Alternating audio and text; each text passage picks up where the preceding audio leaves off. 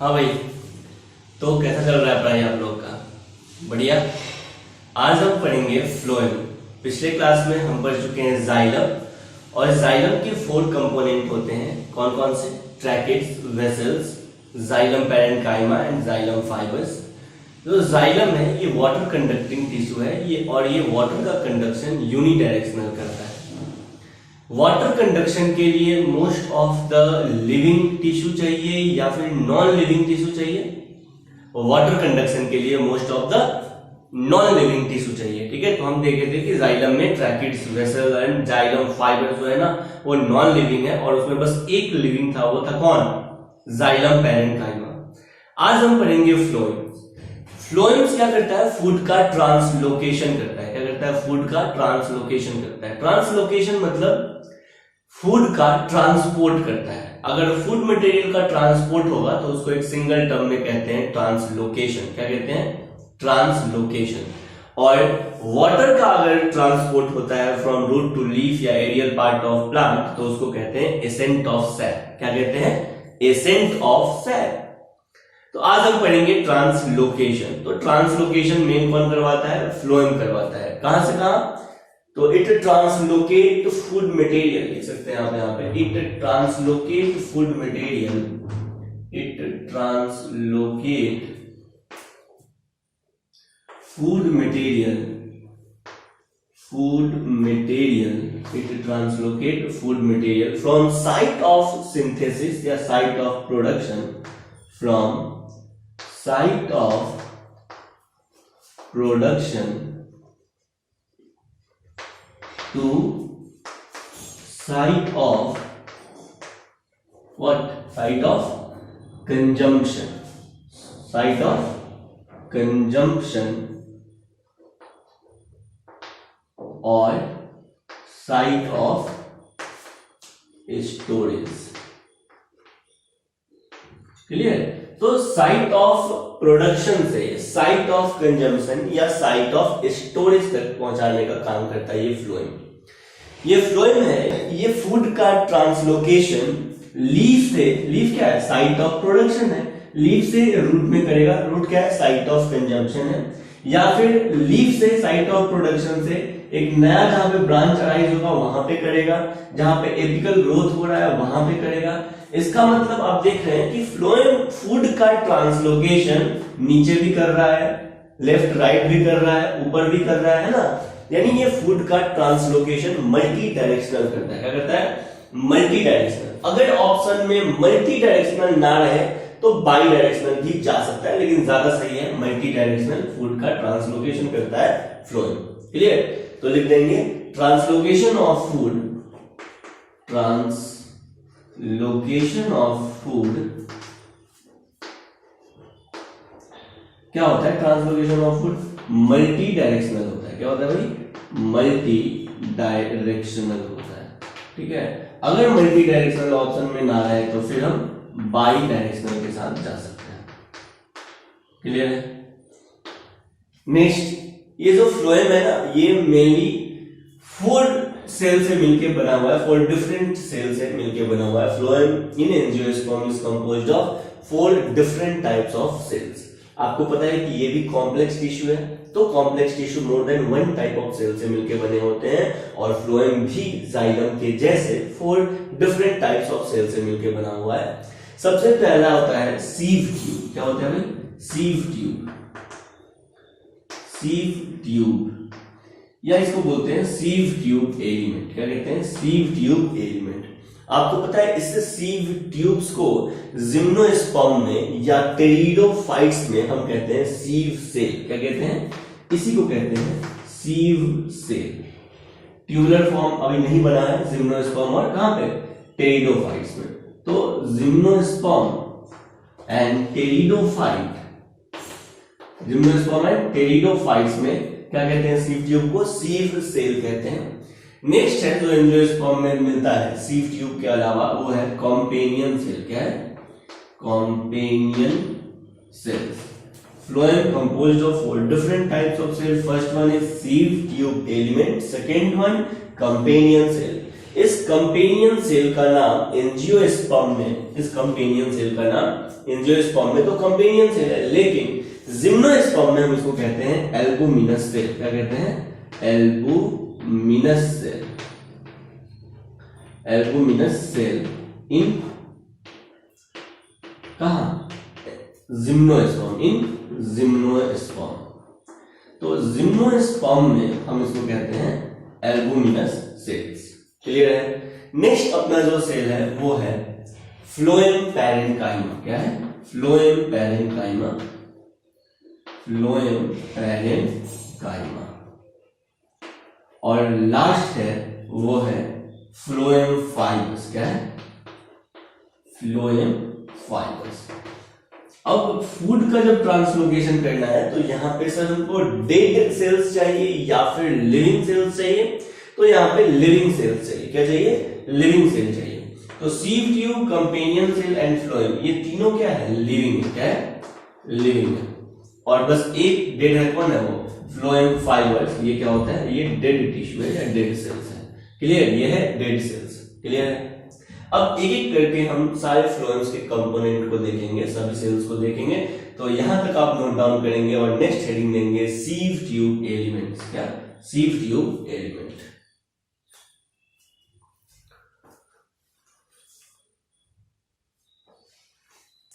सीव tube element, जो sieve tube element होते हैं ये लॉन्ग ट्यूब लाइक स्ट्रक्चर होते हैं और लॉन्गिट्यूडनली अरेंज्ड होते हैं। कैसे अरेंज होते हैं भाई? लॉन्गिट्यूडनली अरेंज्ड होते हैं और ये एसोसिएटेड होते हैं किससे? कंपेनियन सेल से। देखो ये है अपना एक सीव ट्यूब। क्या है? एक सीव ट्यूब। ये सीव ट्यूब्स का जो टर्मिनल एंड होता है ये परफोरेटेड होता है। क्या होता है? परफोरेटेड होता है। सीव का मतलब ये होता है क्या? जाली, है ना? जो छन्नी होता है वो सीव ट्यूब, सीव है। ठीक है? और अगर ये मतलब जो नेटेड ट्यूब होगा, अगर क्या नेटेड ट्यूब होगा, पोरस ट्यूब होगा, तो वैसे ट्यूब को क्या बोलेंगे? Sieve tube. क्लियर? तो एक ट्यूब होता है जिसका जो टर्मिनल एंड होता है ये पोरस होता है, इसमें बहुत सारे पोर्स होते हैं, इसीलिए ऐसा ये ट्यूब है जिसके पास बहुत सारे क्या है? सीव है। क्लियर? क्या है? बहुत सारे सीव है, बहुत सारे छेद है, इसलिए इसको बोलते हैं सीव ट्यूब। तो ये सीव ट्यूब एलिमेंट्स होते हैं या सीव ट्यूब्स होते हैं, ये लॉन्ग होते हैं, ट्यूब लाइक स्ट्रक्चर होते हैं और लॉन्गिट्यूडनली अरेंज्ड होते हैं। क्या? लॉन्गिट्यूडनली अरेंज्ड होते हैं। ये एक सीव ट्यूब, ये दूसरा सीव ट्यूब, है ना? इस तरह से ये फिर अपना तीसरा सीव ट्यूब। तो इस तरह से बहुत सारे सीव ट्यूब्स क्या होते हैं? लॉन्गिट्यूडनली अरेंज होते हैं। इसके नीचे फिर ये सीव ट्यूब, है ना? तो जो सीव ट्यूब जहां पे आके खत्म हो रहा है तो आप देख रहे हैं ये क्या है? अपना ये है सीव प्लेट। क्या है ये? सीव प्लेट। ये है सीव प्लेट। क्लियर? तो ये सीव प्लेट है, सीव ट्यूब्स का क्या है? सीव प्लेट है। ये लॉन्गिट्यूडनली अरेंज होते हैं और इससे एसोसिएटेड होता है क्या? Companion cells. क्या एसोसिएटेड होता है? कंपेनियन सेल्स एसोसिएटेड होता है, याद रखना है। तो जो कंपेनियन सेल्स होता है ना, इसके दोनों तरफ, ये चारों तरफ ये कंपेनियन सेल ऐसे प्रेजेंट होता है। कंपेनियन सेल्स क्या करता है? सीव ट्यूब के फंक्शन को रेगुलेट करने का काम करता है। क्या? सीव ट्यूब्स के फंक्शन को रेगुलेट करने का काम करता है। क्यों sir? Companion cell sieve tube के फंक्शन को क्यों रेगुलेट करता है? सीव ट्यूब अपने सेल्स को क्यों नहीं रेगुलेट करता है? क्योंकि सीव ट्यूब भी क्या है? लिविंग है और कंपेनियन सेल भी लिविंग है। देखिए यहां पे जो सीव ट्यूब्स को बनाया गया है ये मेनली फूड के कंडक्शन के लिए बनाया गया है। क्या? फूड के कंडक्शन के लिए बनाया गया है। तो इसको स्पेसियस बनाया गया है। यहाँ पे सीव ट्यूब के पास बस बड़ा सा एक लार्ज सेंट्रल वैक्यूल्स होता है। क्या होता है? लार्ज सेंट्रल वैक्यूल्स होता है और पेरिफेरल प्रोटोप्लाज्म होता है। क्या होता है? पेरिफेरल प्रोटोप्लाज्म होता है ना। इसके पास सीव ट्यूब्स के पास, मैच्योर सीव ट्यूब के पास अपना न्यूक्लियस नहीं होता है। ठीक वैसे ही जैसे अपने आरबीसी के पास, मैच्योर आरबीसी के पास न्यूक्लियस नहीं है क्योंकि मैच्योर आरबीसी को बनाया गया है फूड को ट्रांसपोर्ट करने के लिए, गैसेस को या डिफरेंट एलिमेंट्स को अपने बॉडी में ट्रांसपोर्ट करने के लिए। क्लियर है? वैसे ही सीव ट्यूब को भी बनाया गया है, तो इसके पास भी न्यूक्लियस नहीं है। तो सीव ट्यूब के फंक्शन को कौन कंट्रोल करता है? तो सीव ट्यूब के फंक्शन को कंट्रोल करता है कंपेनियन सेल का न्यूक्लियस। कंपेनियन सेल के पास लार्ज प्रोमिनेंट न्यूक्लियस होता है। क्या होता है? लार्ज प्रोमिनेंट न्यूक्लियस होता है। तो ये जो कंपेनियन सेल्स है ये अपने सेल्स को तो कंट्रोल करता ही है, कंपेनियन सेल्स का न्यूक्लियस। इवन ये जो पड़ोसी सेल्स है इसका सीव ट्यूब्स उसको भी क्या करता है, कंट्रोल करने का काम करता है। मेनली जो सीव ट्यूब में लोडिंग और अनलोडिंग ऑफ फूड होता है इसको कंट्रोल करने का काम करता है कौन, कंपेनियन सेल्स। कौन करता है, कंपेनियन सेल्स। तो ये ब्लू वाला जो सेल्स है ये क्या है, ये है कंपेनियन सेल्स है। क्या है, कंपेनियन सेल्स। क्लियर। ये कंपेनियन सेल्स और सीव ट्यूब्स आपको पता है, अरे आपस में जो साइटोप्लाज्मिक कनेक्शन होता है वो क्या होता है, बोलो ना क्या होता है, प्लाज्मोडेस्माटा होता है। क्या होता है, प्लाज्मोडेस्माटा। तो कंपेनियन सेल्स और सीव ट्यूब्स आपस में जो साइटोप्लाज्मिक कनेक्शन से अटैच होते हैं हम उसको क्या बोलते हैं, प्लाज्मोडेस्माटा कहते हैं। तो यहाँ पे ये जो साइटोप्लाज्मिक कनेक्शन हम आपको दिखा रहे हैं ये क्या है, ये है प्लाज्मोडेस्माटा। क्या है, प्लाज्मोडेस्माटा। क्लियर। क्या है, प्लाज्मोडेस्माटा। क्लियर। तो इस चीज को थोड़ा सा लिख लेते हैं। फर्स्ट पॉइंट में लिखेंगे सीव ट्यूब एलिमेंट्स के लिए, sieve tube element are long tube like structure.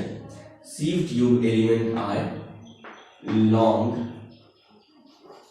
Tube like structure, tube like structure,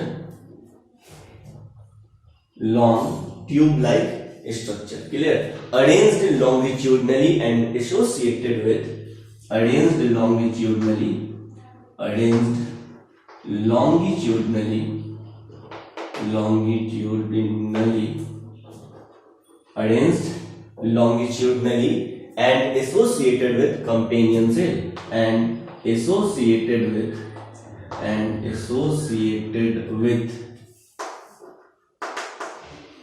companion cells,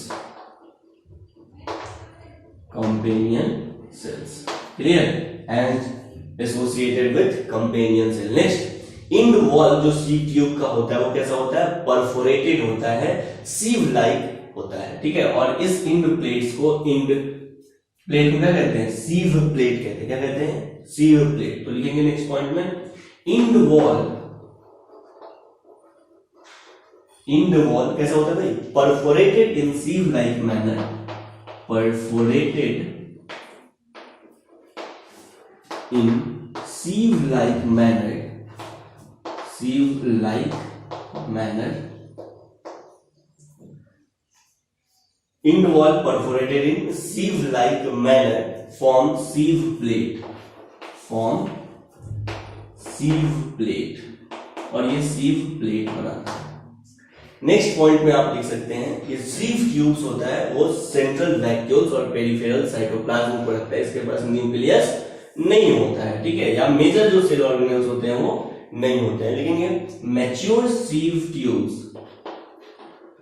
mature sieve tube possesses क्या, large central vacuole, large central vacuole,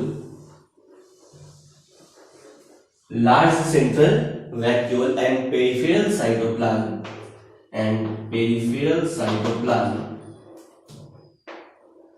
peripheral cytoplasm, but no nucleus, इसके पास nucleus नहीं होता है। Next point में आप लिख सकते हैं कि फंक्शन ऑफ सीव ट्यूब्स जो होता है वो कंट्रोल किया जाता है किसके द्वारा, कॉम्पेनियन सेल्स के द्वारा। तो नेक्स्ट पॉइंट में आप लिख सकते हैं function of sieve tube, functions of sieve tube,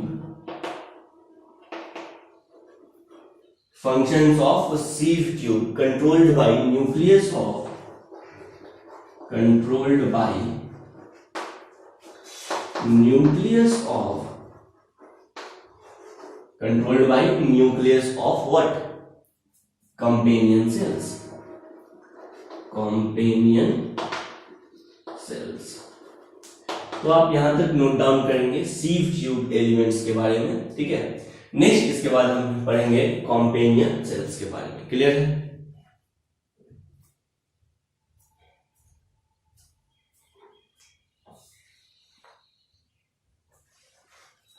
next heading देंगे कंपेनियन सेल्स।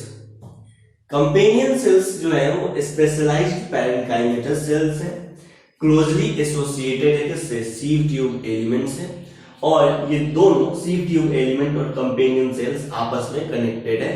एनसीईआरटी बोलता है पिट फिल्ड से। ये पिट फिल्ड जो है ये प्लाज्मोडेस्माटा ही है। क्या है? प्लाज्मोडेस्माटा है। और आपको पता है प्लाज्मोडेस्माटा एक कॉमन क्या है? पाथवे है। ठीक है। और सीव ट्यूब और कंपेनियन सेल का कॉमन सेल वॉल होता है।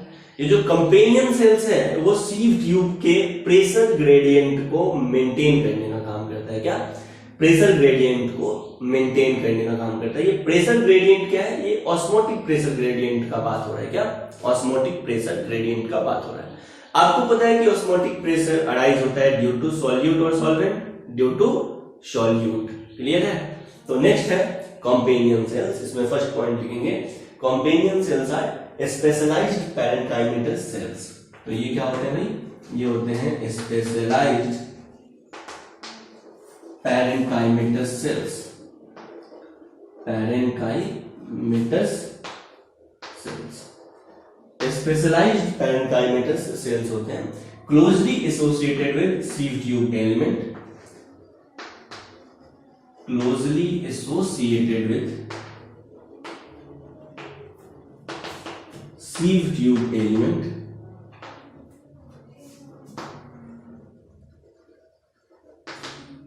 closely associated with sieve tube element। sieve tube element और कंपेनियन सेल्स आपस में कनेक्टेड होते हैं प्लाज्मोडेस्माटा या इसी प्लाज्मोडेस्माटा को क्या कहते हैं? पिट फिल्ड्स कहते हैं। नेक्स्ट पॉइंट में लिखेंगे sieve tube and companion cells are connected by sieve tube and companion cells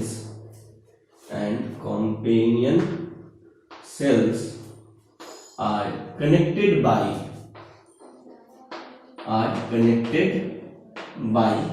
क्या? बोलो ना, प्लाज्मोडेस्माटा। और इसी प्लाज्मोडेस्माटा को क्या कहते हैं? पिट फिल्ड्स। क्लियर है?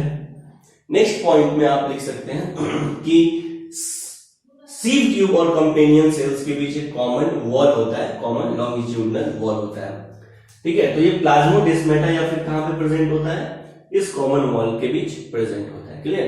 नेक्स्ट है कि कंपेनियन सेल्स का फंक्शन क्या है। तो नेक्स्ट पॉइंट में लिखेंगे companion cells help in maintaining pressure gradient in companion cells help in pressure gradient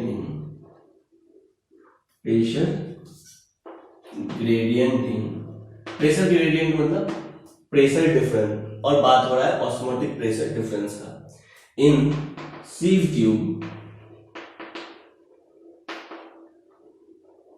companion cell help in pressure gradient in sieve tube. ठीक है। और ये प्रेशर ग्रेडियंट में किसका बात हो रहा है? आप लिख सकते हैं ब्रैकेट में क्या? ऑस्मोटिक प्रेशर डिफरेंस का बात हो रहा है। किसका? ऑस्मोटिक प्रेशर डिफरेंस का बात हो रहा है। ठीक है। तो companion cell helps in osmotic pressure difference या pressure gradient in sieve tube या सीव ट्यूब एलिमेंट। क्लियर है? तो ये है पूरा अपना किसके बारे में? कंपेनियन सेल्स के बारे में। नेक्स्ट हम पढ़ेंगे फ्लोएम पैरेंकाइमा। क्या पढ़ेंगे? Phloem parenchyma. तो ये जो फ्लोएम पैरेंकाइमा होता है ना, ये इसके चारों तरफ कंपेनियन सेल्स और क्या सीव ट्यूब्स के चारों तरफ अरेंज होता है फ्लोएम पैरेंकाइमा। और आपको पता है कि ये फ्लोएम पैरेंकाइमा के जो सेल्स होते हैं वो क्या करते हैं? फूड को स्टोर करने का काम करते हैं। क्या? फूड को स्टोर करने का काम करते हैं।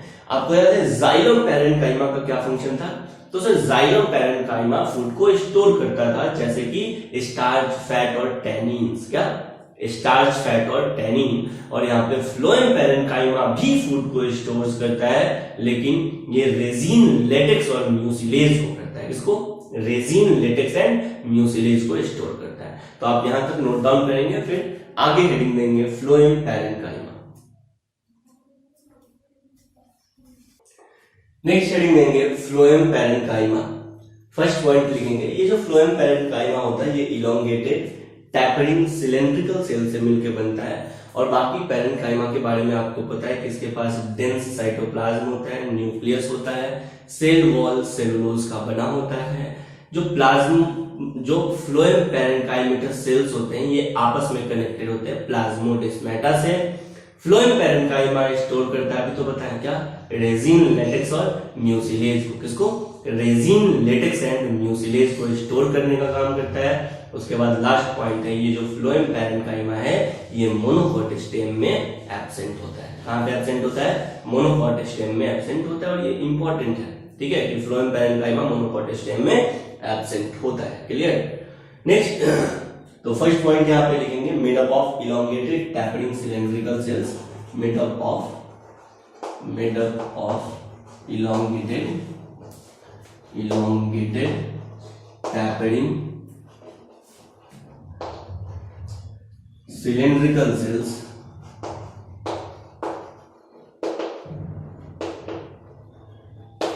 clear, made up of elongated tapering cylindrical cells.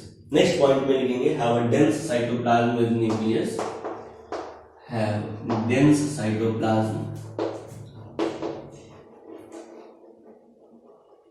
with nucleus,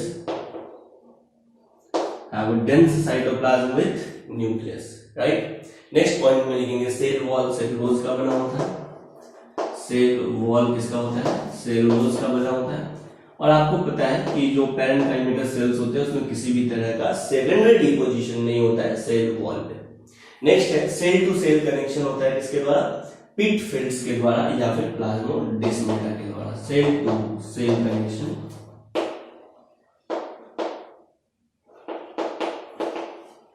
bye plasmodesmata. Next है ये फूड को स्टोर करता है, स्टोर फूड, लेकिन ये पता होना चाहिए क्या स्टोर करता है। तो ये स्टोर करता है रेजिन, ये स्टोर करता है लेटेक्स और म्यूसिलेज। किसको? म्यूसिलेज को। नेक्स्ट पॉइंट है फ्लोएम पैरेन्काइमा एब्सेंट होता है कहां पे? मोनोकॉट में। कहां पे? मोनोकॉट में, क्योंकि मोनोकॉट पे प्लांट जनरली होते हैं वो एनुअल प्लांट होते हैं, ठीक है, सिंगल सीजन वाले प्लांट होते हैं, तो वहां पे फ्लोएम पैरेन्काइमा का जरूरत ही नहीं है, क्योंकि स्टेम लंबे समय तक है ही नहीं, तो फूड ज्यादा स्टोर करने का जरूरत नहीं है। नेक्स्ट पॉइंट में लिखेंगे फ्लोएम पैरेन्काइमा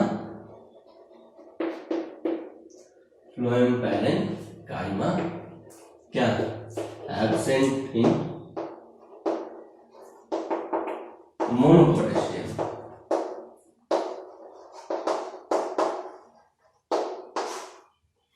ये है पूरा अपना फ्लोएम पैरेन्काइमा के बारे में। नेक्स्ट हेडिंग देंगे फ्लोएम फाइबर्स। क्लियर? जो फाइबर्स होते हैं वो स्क्लेरेनकाइमेटस टिश्यू होते हैं, डेड होते हैं, लिग्निन का डिपोजिशन होता है, देखते हैं। तो यहां तक पहले आप नोट डाउन करेंगे और नेक्स्ट हेडिंग देंगे फ्लोएम फाइबर्स।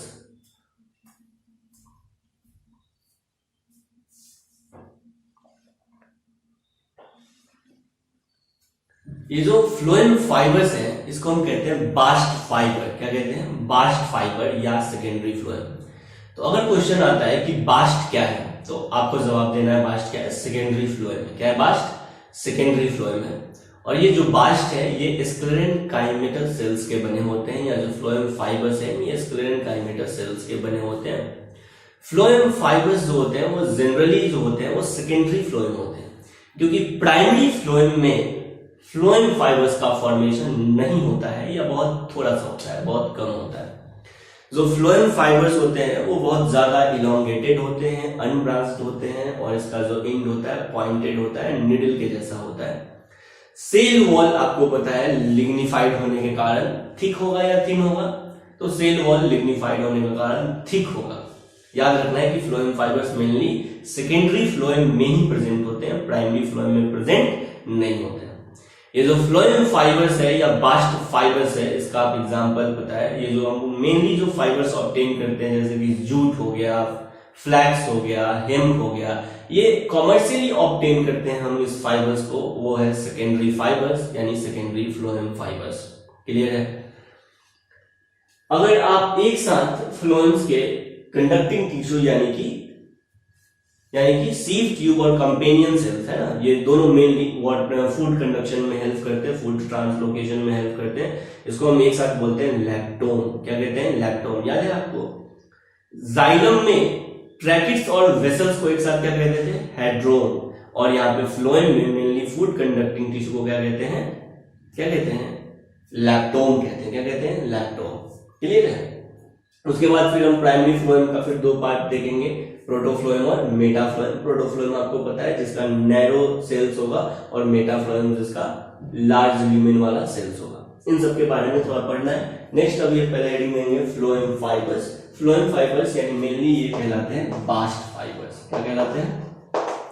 बास्ट फाइबर्स कहलाते हैं। क्या कहलाते हैं? बास्ट फाइबर्स कहलाते हैं, या इसी को हम कहते हैं सेकेंडरी फ्लोएम। क्या कहते हैं? Secondary phloem. ठीक है, ये कहां पे प्रेजेंट होगा? तो इस सीव ट्यूब कंपेनियन सेल को पूरे अच्छे तरीके से बाइंड करके रखता है कौन? बास्ट फाइबर्स या सेकेंडरी फ्लोएम्स। ठीक है, तो फ्लोएम फाइबर्स में यहां पे लिखेंगे made up of sclerenchymatous cells. Made up of sclerenchymatous sales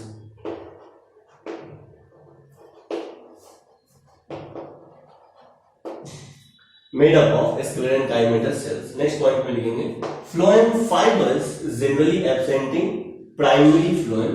phloem fibers या phloem fibers, direct fibers लिख लेते हैं, समझ जाना। phloem fibers generally absent in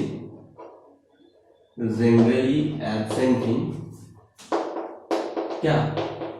primary phloem. generally absent in primary phloem but are found in secondary phloem. But are found in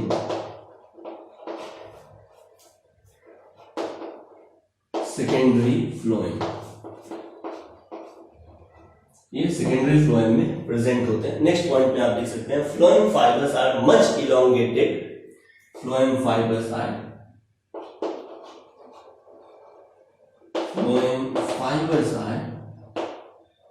much elongated.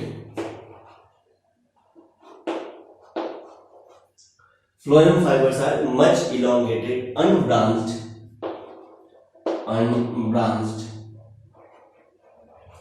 Phloem fibers are much elongated, unbranched. आगे अब ये क्या होते हैं? unbranched होते हैं, और pointed needle like इसका apex होता है, and have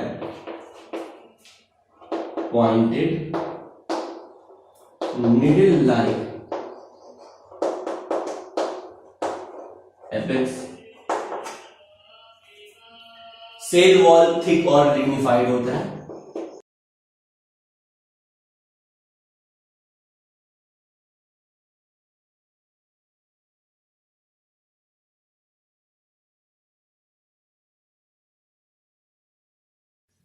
जो सेल वॉल होता है इसका वो थिक होता है और लिग्निफाइड होता है। कॉमर्शियली यूज्ड फ्लोएम फाइबर्स का एग्जांपल क्या है? जूट, फ्लैक्स, हेम। क्लियर है? तो आप देख सकते हैं कॉमर्शियली यूज्ड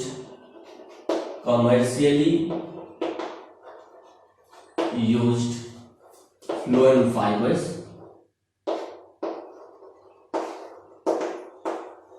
ये है jute, hemp and flax. Clear है? आपको पता है कि ये जो फ्लोएम है, फ्लोएम का जो कंडक्टिंग टिश्यू है उसको कलेक्टिवली एक साथ हम क्या कहते हैं? क्या कहते हैं? लैक्टोम कहते हैं। क्या कहते हैं? लैक्टोम कहते हैं। तो कंडक्टिंग टिश्यू ऑफ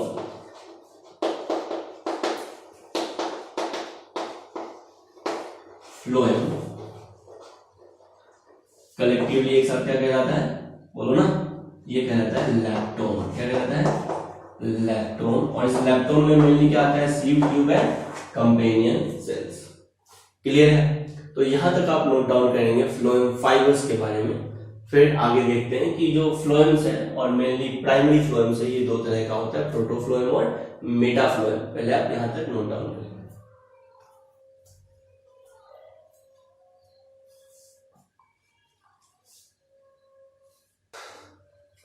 अब है प्राइमरी फ्लोएम। क्या? Primary phloem. तो नेक्स्ट हेडिंग देंगे primary phloem.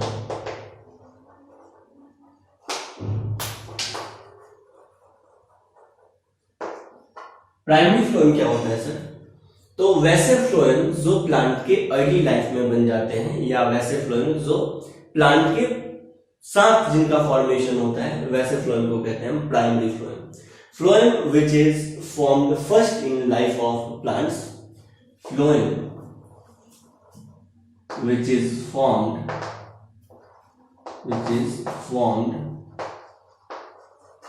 phloem which is formed what first in life of plant, first in life of plants, phloem which is formed first in life of plant is known as primary phloem, is known as primary phloem। अब ये जो primary phloem है ये development के basis पे दो तरह का है। On the basis of development primary phloem divided into two parts, या फिर आप ऐसे लिख सकते हैं कि प्राइमरी फ्लोएम जो है ना, प्राइमरी फ्लोएम ये डेवलपमेंट के बेसिस पे, on the basis of development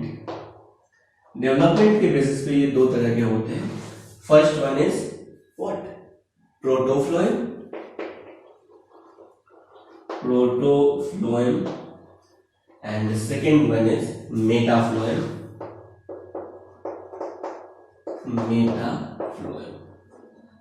protophloem and metaphloem, clear? क्या प्रोटोफ्लोएम एंड मेटाफ्लोएम।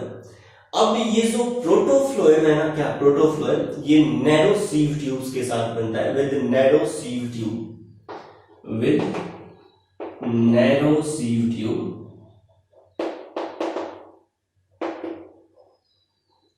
और ये जो मेटाफ्लोएम है ये with bigger sieve tube,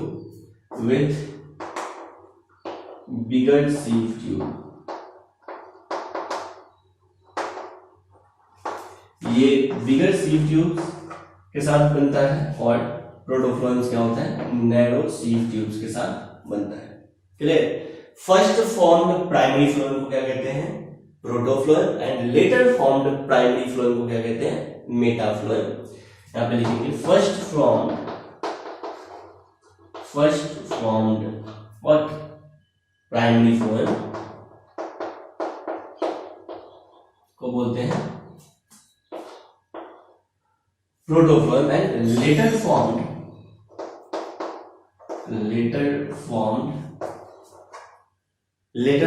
primary phloem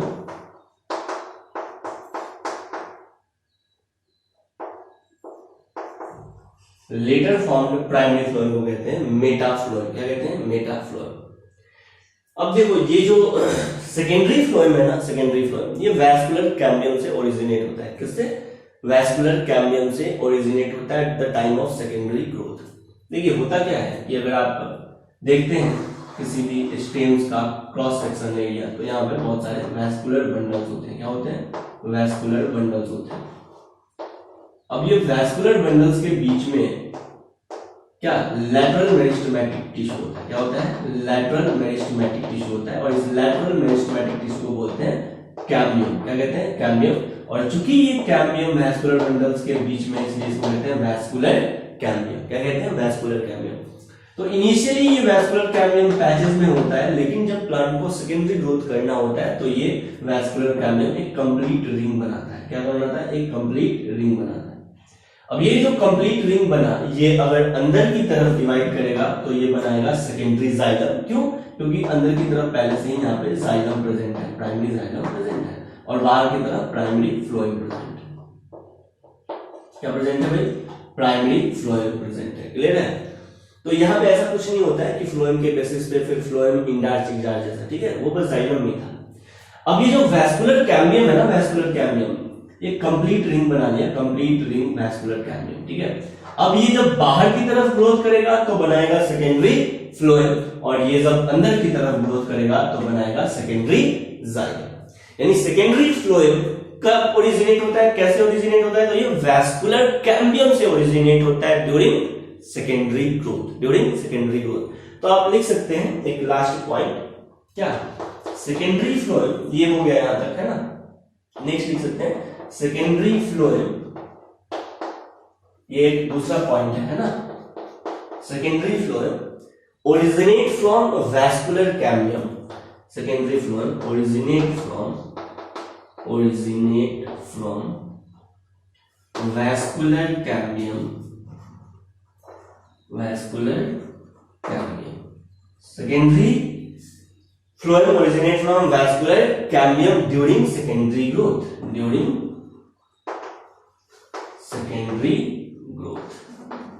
तो सेकेंडरी ग्रोथ के समय सेकेंडरी फ्लोएम ओरिजिनेट होता है। क्लियर है?